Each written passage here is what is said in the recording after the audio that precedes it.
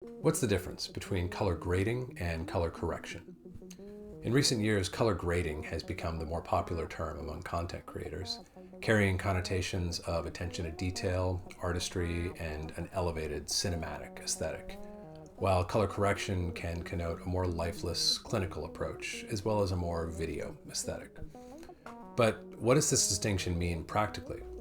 Don't both disciplines employ the same hardware and software? Aren't they applied to the same task of polishing motion images? If I choose to call my work color grading, does that automatically improve the result?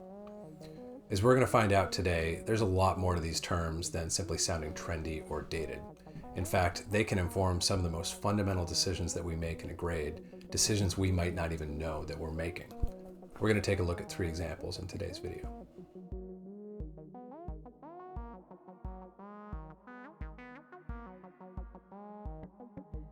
Images can be encoded in a log or a gamma state.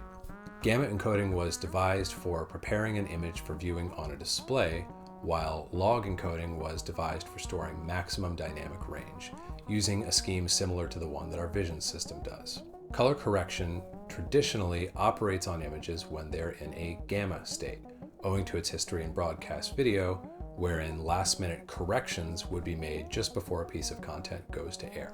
A little more contrast here, a little less saturation there, etc.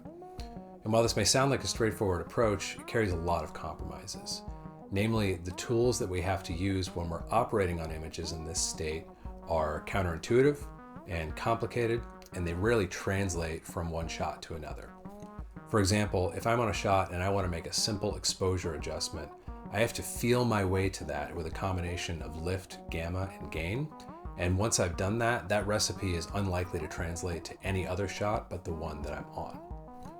Color grading, by contrast, has its origins in color timing and digital intermediate, and it's much more accustomed to operating on images in a log state. When we're manipulating images in this state, we can use simpler tools that feel more intuitive. They feel more like we're manipulating physical light and shadow. For example, if I want to make that same exposure adjustment on an image in a log state, I can do it with one knob, offset, and having done that, that adjustment is far more likely to translate across multiple shots than if I'd made it when I was in a gamma environment.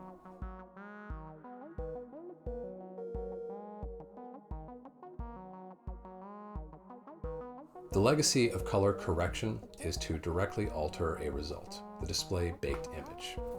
The approach with color grading is to tailor a process to a result that requires no alteration at all. Think of it like baking a cake. You go into your kitchen and you assemble about the right ingredients in about the right order, and then you put them into the oven for about the right amount of time at about the right temperature. Cake comes out of the oven and it tastes about right.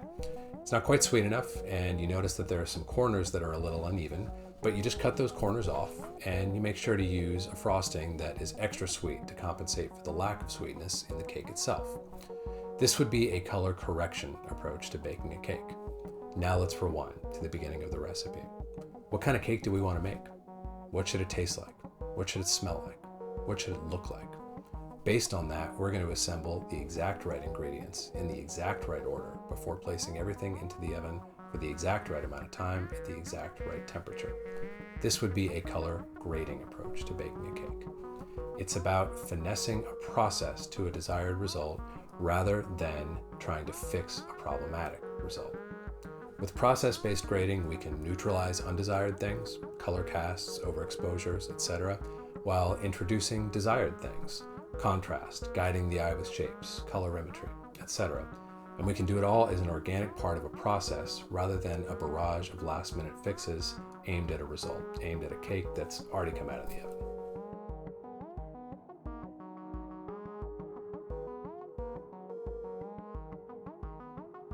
Color correction and its tools were developed to work in a display-referred paradigm, meaning you make all of your grading decisions based on what you're seeing on the display you're mastering with.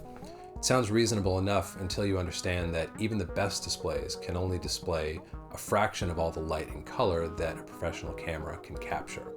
It's kind of like driving with your windshield blacked out with only a tiny peephole to see the road through. Color grading prefers to work in a scene-referred paradigm, meaning we employ technical mapping to transform what the camera saw into what the display can show, and we do all of our grading upstream in the larger color space, keeping things in the realm of the photographic for as long as possible. This leads to more consistent, naturalistic, and efficient results. On top of this, if you're doing a grade in a display referred paradigm, your results are only valid for that particular display. For example, if I need to master for SDR, HDR, and a theatrical deliverable in a display referred workflow, that's 3 separate grades that I have to do manually.